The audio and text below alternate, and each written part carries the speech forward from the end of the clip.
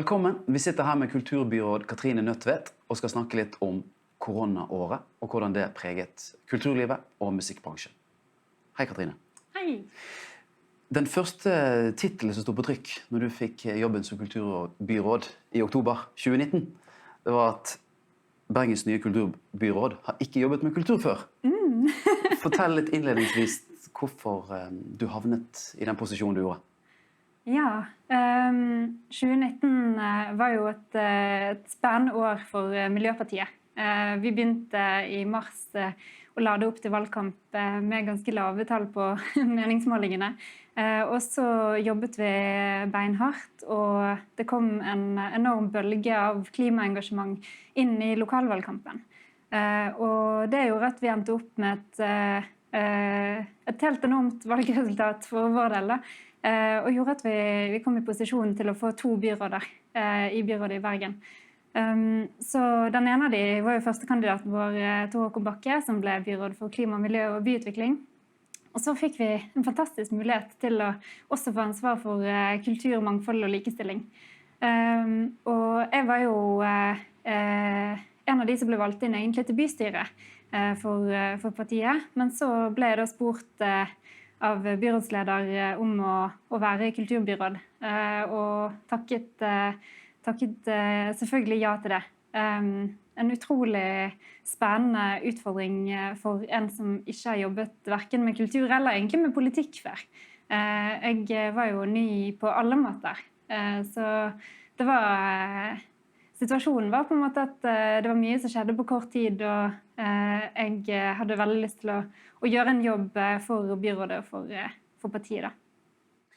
Dette var i slutten av oktober i 2019. Fortell meg litt hvordan du brukte de nærmeste ukene og månedene på å bli kjent med et felt som du da, som du sier, ikke kjente så godt.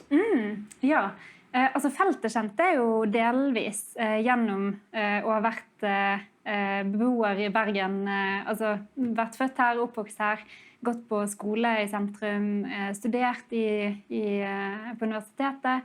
Og så har jeg en mann som driver mye med musikk på fritiden og spiller i ymse band. Så musikkfeltet følte jeg kjente en del til fra før. Og så er jeg heldig å ha venner som også er engasjert i kulturlivet, enten på en måte i organisasjoner eller som utøvere selv.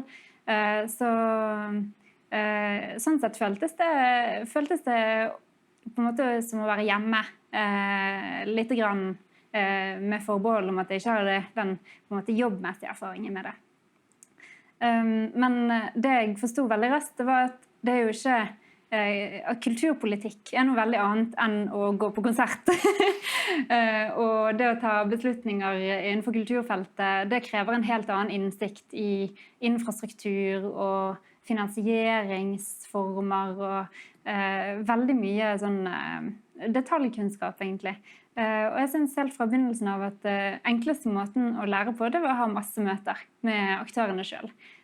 Så det var egentlig det jeg brukte veldig mye tid på det første året, og egentlig fortsatt bruker mye tid på. Møte aktørene, både innenfor kunst og kultur, og innenfor de andre feltene jeg har ansvar for. Dette var oktober 2019, og så går det noen måneder, så er vi i mars, og så snur på en måte alt. Så blir hele landskapet ser helt annerledes ut. Fortell meg litt om det å bli kjent med aktørene i en krisetid. Han var blitt kjent med de først i en slags fredstid, og blitt kjent med hva de gjør.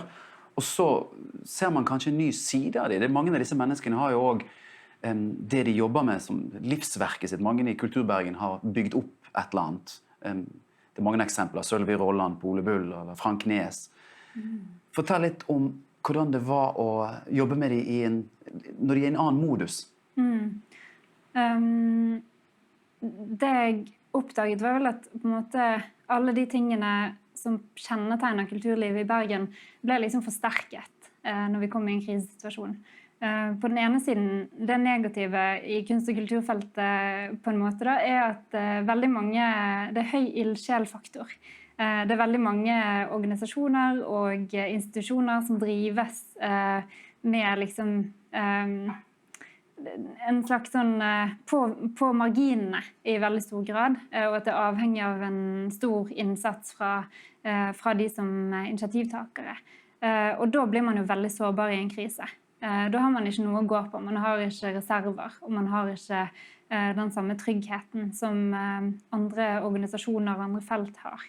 Men på den positive siden så vi jo helt fra begynnelsen av noe som jeg ble veldig imponert og rørt av, egentlig. Hvor stor samarbeidsvilje det er, også mellom aktørene. For eksempel initiativet som Festspillene tok opp mot andre aktører som hadde måttet avlyse sine festivaler, for eksempel Nattjazz. Så at her åpnet man på en måte bare dørene og sa sånn, dette ble elendig for oss alle. Hvordan kan vi gjøre det beste ut av det? Hvordan kan vi skape noe nytt sammen?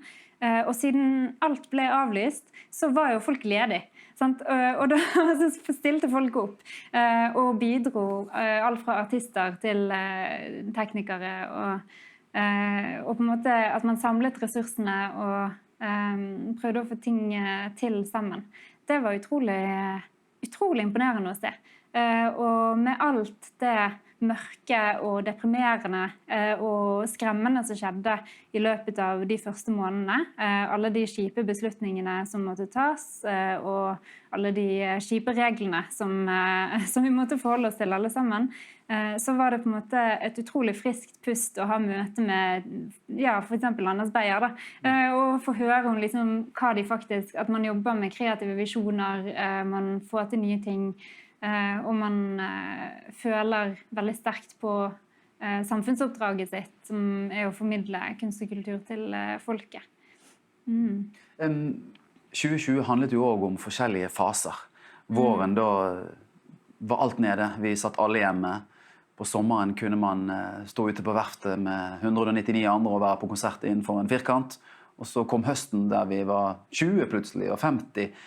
Fortell litt om din opplevelse av kulturlivet gjennom disse forskjellige fasene. Det gikk kanskje fra et mørkt til et lyst, og så til en frustrasjon. Fortell litt hvordan det så ut fra din side. Ja, det tror jeg er veldig beskrivende. Det at til å begynne med så var det en veldig sånn umiddelbar krisestemning, og alt var kastet opp i luften, og man måtte finne ut av situasjonen på ganske kort sikt.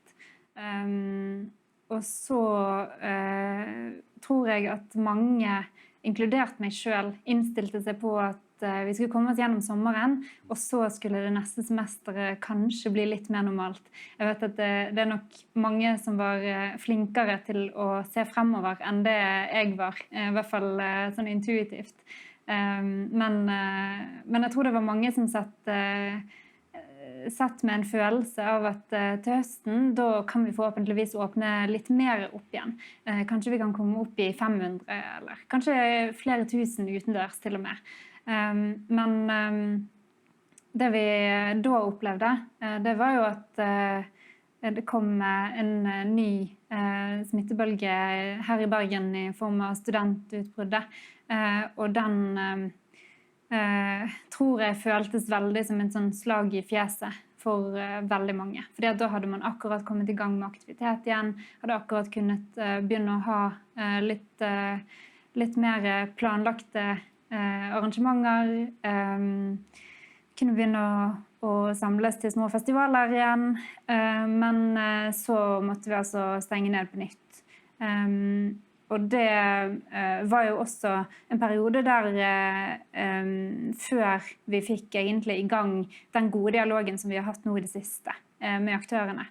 Jeg tror at jeg satt nok med en følelse av å vite litt hvor skoen trykket da. Jeg visste at dette kom til å bli utrolig kjipt for mange. Det var ikke noe vi tok lett på å redusere antallet deltakere på offentlig arrangement, for å si det sånn, i september.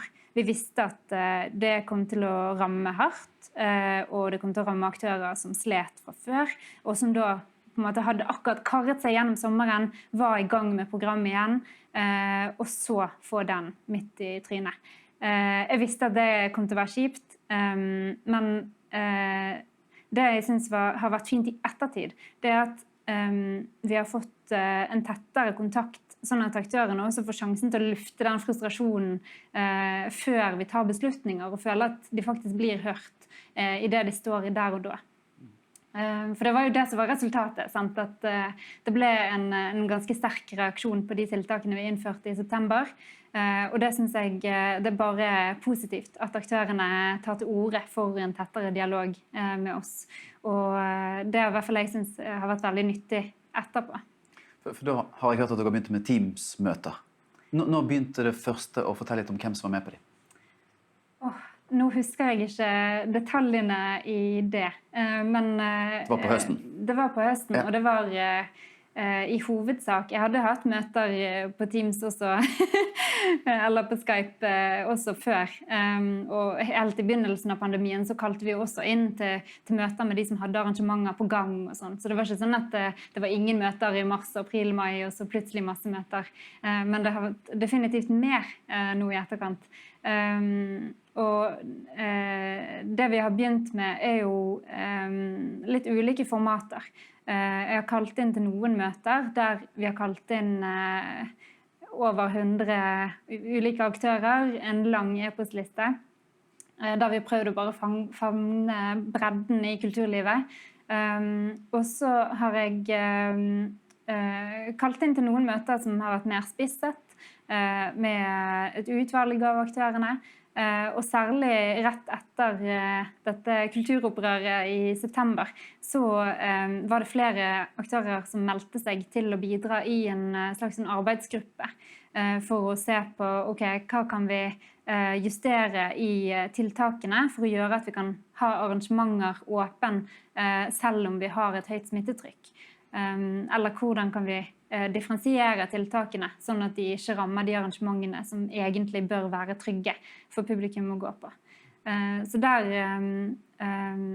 hadde vi en mer begrenset gruppe som var bestående av representanter fra ulike typer av de litt større arenaene i byen. Så det var for eksempel fra Grieghallen og Sølvi Rolland fra Ole Bull Scene, og vi hadde med kinosjefen og Ivar Vogt fra USF, blant annet.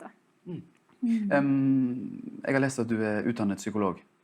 Fikk du bruk for den kunnskapen i denne høsten? For det må jo ha vært et ansvar som tynget, og mennesker, som vi snakket om tidligere, mange av dette er liksom livsverket for mange i Kulturbergen.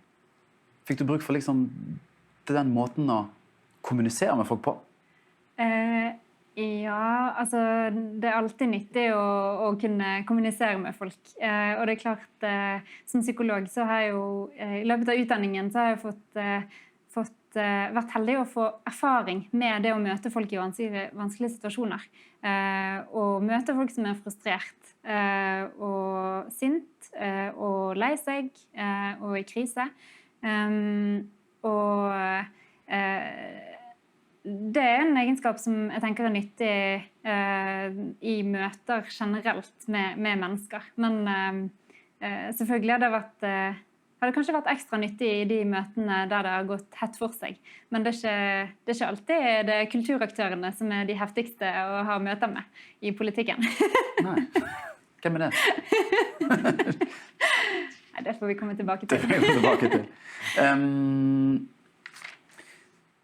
Det er jo ofte et spill, pressen er involvert og i forhold til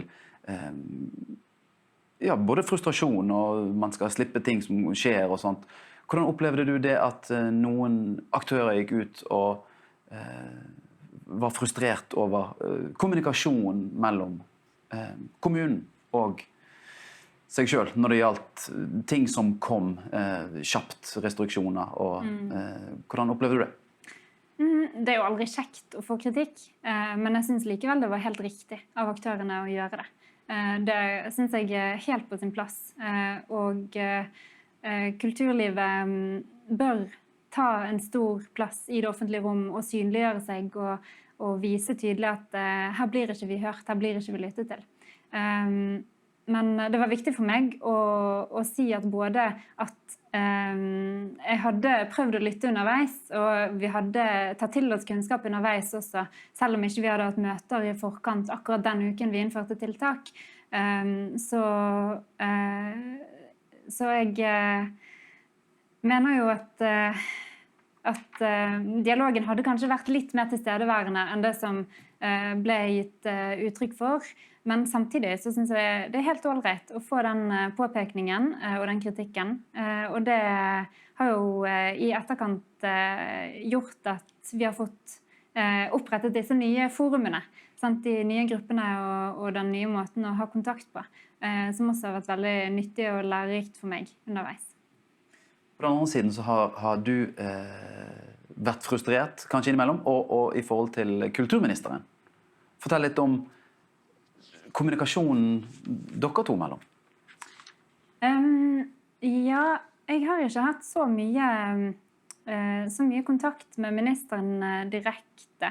Men det jeg synes har vært veldig positivt, det er at ministeren har vært mye i dialog med aktørene, og kanskje særlig etter sommeren for deres del også.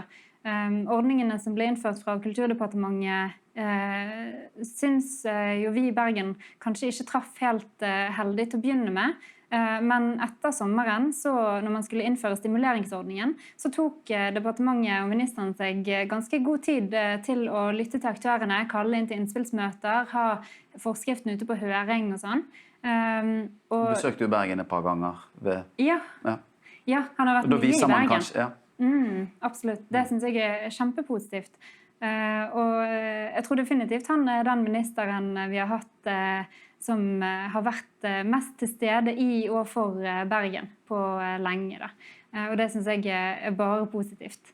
Og så anerkjenner vi at vi har kanskje noe å gå på med tanke på at når vi i Bergen eller i andre kommuner får ansvaret med å håndtere de lokale smittetiltakene, og de tiltakene som blir strengest, når vi på en måte må ta det ansvaret, så er det noen utfordringer med å innrette tiltakene på en måte som også hensyntar de nasjonale kompensasjonsordningene. Det er rett og slett ganske vanskelig for oss når vi sitter i Bergen og skal vedta tiltak som skal begrense smitten, og vite hvordan vil da departementene justere sine nasjonale kompensasjonsordninger i etterkant, fordi at de har blitt justert underveis. Og vi vet ikke alltid hva som er handlingsrommet, sant? Med hvor langt de kan gå, hvor mye de kan tolke, hvor mye skjønn de kan bruke i saksbehandlingen. Det er litt vanskelig for oss å vite. Så det er noe i hvert fall jeg tenker at der må vi være litt mer proaktive videre og ta kontakt, gi beskjed, nå er tiltakene i Bergen sånn og sånn og sånn, hvilke konsekvenser får dette for aktørene, hva kan vi gjøre for å støtte opp om feltet sammen. Er det noe som helst man kan ta med seg fra dette året? For hvem vet, det kan oppstå noe lignende igjen. Det er et stort spørsmål, men jeg tror noe som vi kan ta med oss er det helhetsbildet på kulturfeltet. Hvor viktig alle de ulike delene er for at dette skal fungere. Og det er et sårbart økosystem på en måte, fordi at mange lever på marginene, mange har ikke disse store reservene, mange har ikke på en måte mye ekstra penger i banken eller rike onkler eller sånn, men det er mye ildsjeler.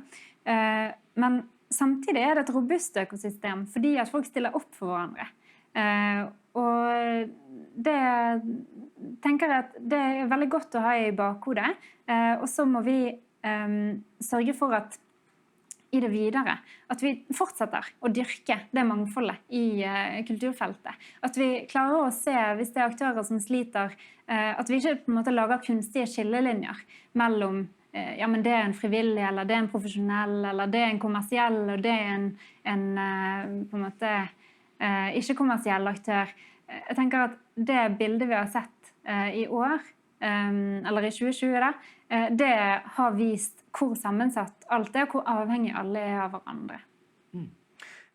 Til slutt, mange har søkt seg til kultur i en sånn tid som dette personlig. Man får mer tid, man lytter til musikk som kanskje en sånn trøst. Fortell litt om hvordan du har konsumert kultur i annerledesåret 2020.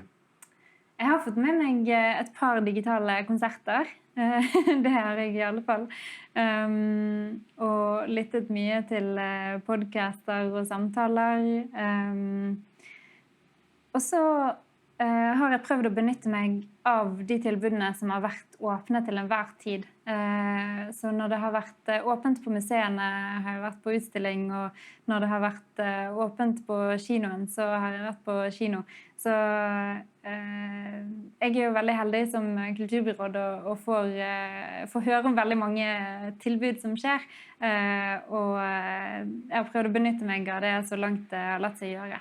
Selv om de digitale konsertene, det har skapt et sånn veldig fint fellesskap på tvers når det har vært tiden for det, så tror jeg ikke at de kommer til å utkonkurrere de levende opplevelsene. Noen av oss har vært på en del konserter på Kinoteater, men fordi det er mange som ikke har vært da. Fortell litt om hvordan det har vært for deg å være på en konsert med 49 andre på en stol i en firkant og omringet av dispensere, kontra vanlig. Hvordan synes du det har vært? Det er jo ganske deilig å ha så god plass. Sånn, det er jo høy komfort. Jeg føler meg trygg når jeg er ute på konsert og på kino og på forestilling.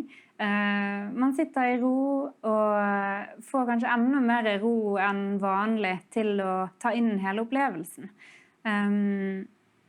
Ja, det er annerledes, men det er rart hvor fort man også blir vant til det. At ja, nå er det sånn, nå er det 2 meter eller 1 meter avstand. Så det blir jo spennende å se fremover hvordan det kommer til å føles å gå tilbake igjen til det normale etter hvert. Når det er trygt å gå tett på igjen og være 11 000 på Koengen igjen. Det gleder jeg meg også til. Men jeg tror jeg er en person som liker å ha litt sånn intimzone, så kanskje jeg kommer til å savne litt denne her å sitte med et sete imellom. Hvordan tror du det har dette år? For mange så er det et år som nesten detter ut i å konsumere kultur i levende livet. Hva tror du det har gjort med oss som publikummere? Eller hva tror du det kommer til å gjøre med oss som publikummere? La oss si til sommeren om man får ha store konserter ute på Koengen, så er det 2 år siden forrige gang. Hva tror du det gjør med oss som konsumenter av kultur? Jeg tror mange savner veldig tilbake igjen til kulturarenaene. Det er i hvert fall inntrykket jeg har fått av de som har til enhver tid hatt tilbud åpne, så kommer folk fort tilbake igjen, heldigvis. I begynnelsen tror jeg det var litt sånn at man var redd for at folk ikke skulle komme, at folk har glemt at det finnes. Men jeg tror heldigvis det er sånn at krisen har skapt et veldig stort savn etter kunst og kultur. Og at det derfor kommer til å bli en oppsving i populariteten, rett og slett, i tilbudene når det kan åpnes opp igjen. Det håper jeg i alle fall. Men samtidig så vet vi jo fra data på hva folk har brukt penger på i 2020, at mye har gått fra tjenester over til materielt forbruk. Og mange har brukt penger kanskje på å pusse opp hjemme eller kjøpe inn litt nye møbler eller noe sånt. Så jeg håper jo ikke at alle har svidd av alt på ny sofa, men at man har litt penger igjen på kontoen til å gå på festival og gå på teater og konsert. Det er jo på en måte noe som jeg som miljøpartipolitiker ønsker å vri forbruket over mer på sånn generelt, og jeg tror det blir viktig å ha god kommunikasjon og markedsføring når vi kommer ut av krisen igjen. Men det har jo aktørene sikkert fått mye tid til å tenke på det året som har gått. Så satser vi på at 2021 blir et enklere år å være kulturbyråd, for det er ikke utvilsomt at det har vært utfordrende. Det er jo ingen andre kulturbyråd som har stått i en sånn krise som du har stått i. Og du kom inn, som vi snakket om tidligere, ganske ny, både på politikken og på kulturen. Nei, det er sant. Er det mange som sier at i løpet av en opplevelse av en krise, jeg ble 5 år eldre? Har du følt på noe sånt? Jeg har i hvert fall fått et grått hår. Når var det? Sommeren eller den tøffe våren? Jeg husker ikke nøyaktig. Men jeg føler jeg har lært utrolig mye. Og ikke bare om kulturfeltet, men om ledelse. Og bare om meg selv som person, og om byen, og hvordan ting fungerer. Alt blir på en måte satt under press, og alt blir kjørt litt på speed i en krise, kan du si. Av alle prosesser og alt som skjer. Så det har vært utfordrende, men også meningsfullt og spennende å få lov til å prøve å gjøre så godt vi kan, på en måte. Det er jo det vi gjør. Selv om det kanskje ikke alltid virker sånn, men det er det vi prøver på, vi politikere. Gjør så godt vi kan for de som vi representerer, og for byen, og sørge for at vi kommer oss gjennom dette med en by som fortsatt er levende og har et viktig og mangfoldig kunst- og kulturliv på andre siden. Supert. Takk for praten. Da runder vi av herfra med kulturbyråd Katrine Nødtvedt.